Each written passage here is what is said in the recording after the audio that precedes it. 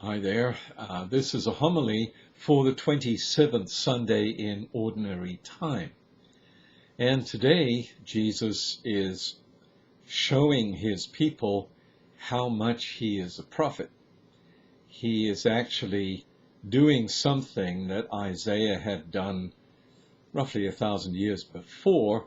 And of course, the people that he was speaking to would already know that. They would know the prophecy that came out of the mouth of Isaiah all those many years ago.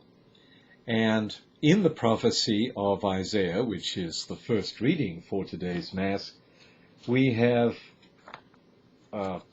Isaiah talking about his friend, in other words, God. And God has a vineyard. He goes through all the preparations for the vineyard. And then the question is, what more could I have done for my vineyard?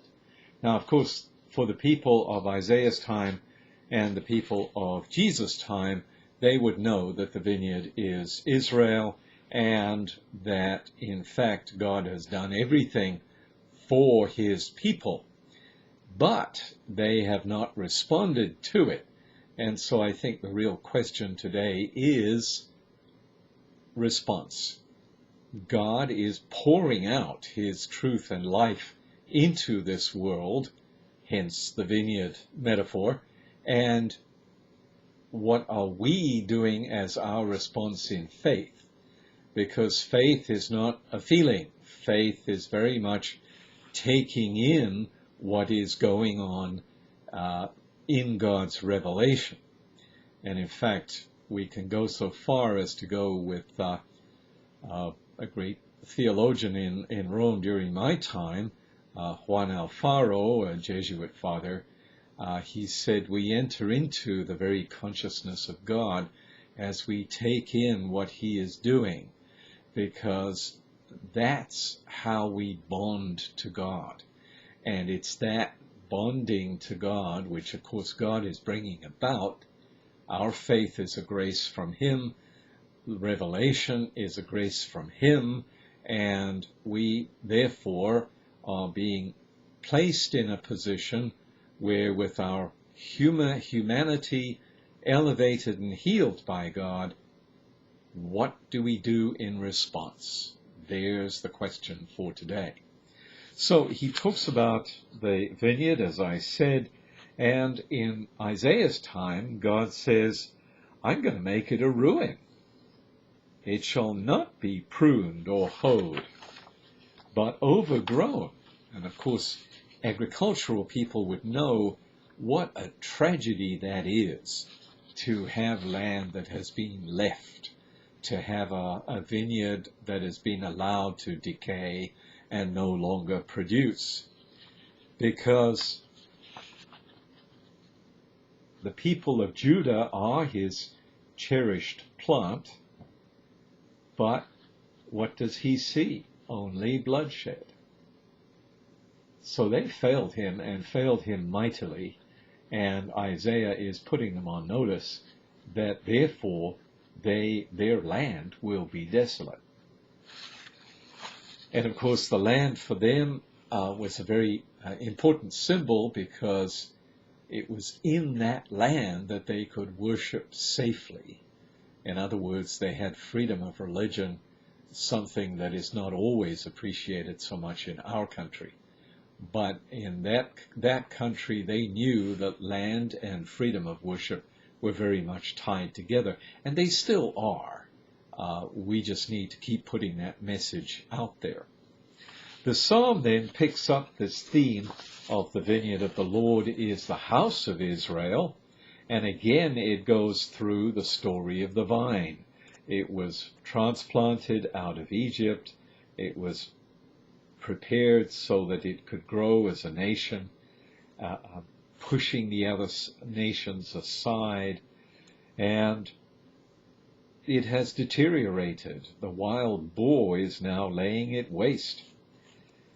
So once again, O Lord of hosts, look down from heaven and see. Take care of this vine and protect it. Protect what your right hand has planted. And remember, the question is response, the last verse, then we will no more withdraw from you. Give us new life, and we will call upon your name.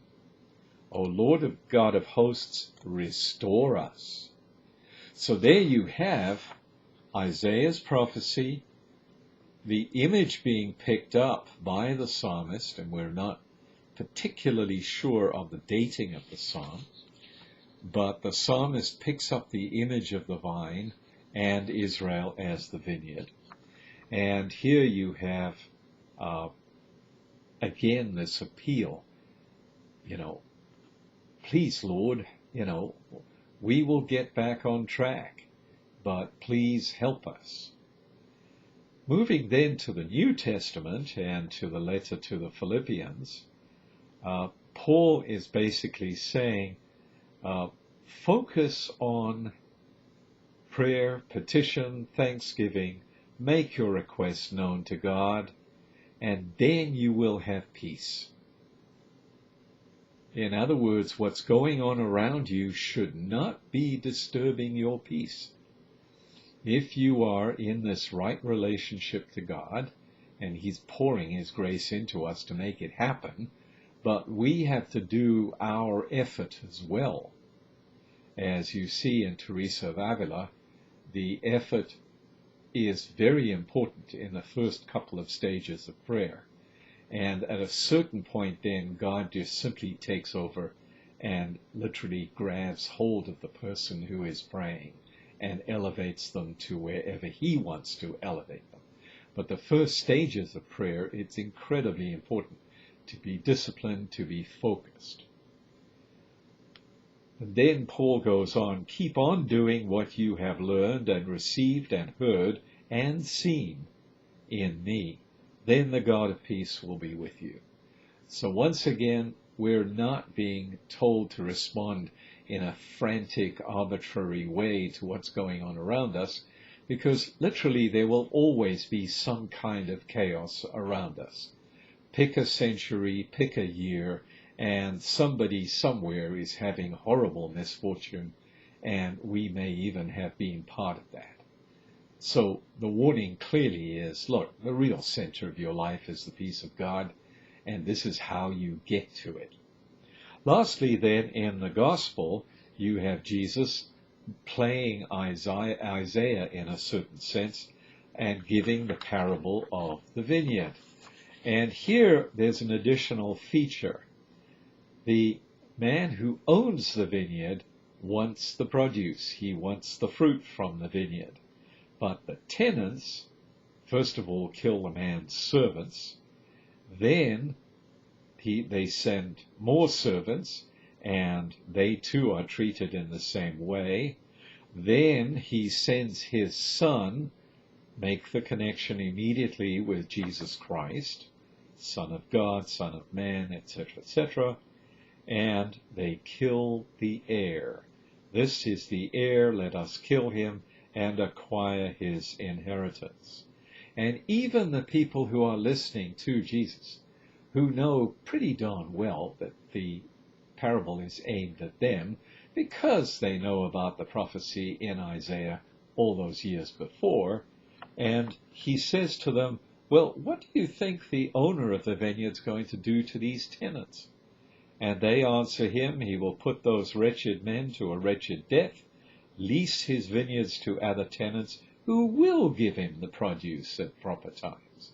So there's the other aspect of response. It's not only being bonded to God in prayer and thanksgiving and so forth, and making whatever requests we need to make, a la Paul to the Philippians, but also that there is a response in the world that we are responsible for, despite the chaos going on around us, that we have to make sure the vineyard produces its fruit. Now, it may be very tiny things because we're living under a horribly oppressive regime, but we can do small acts of charity for people as often as possible.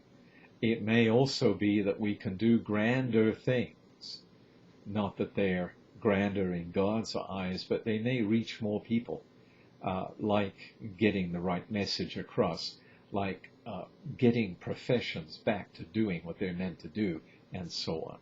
So again, what is our response? Have a great day.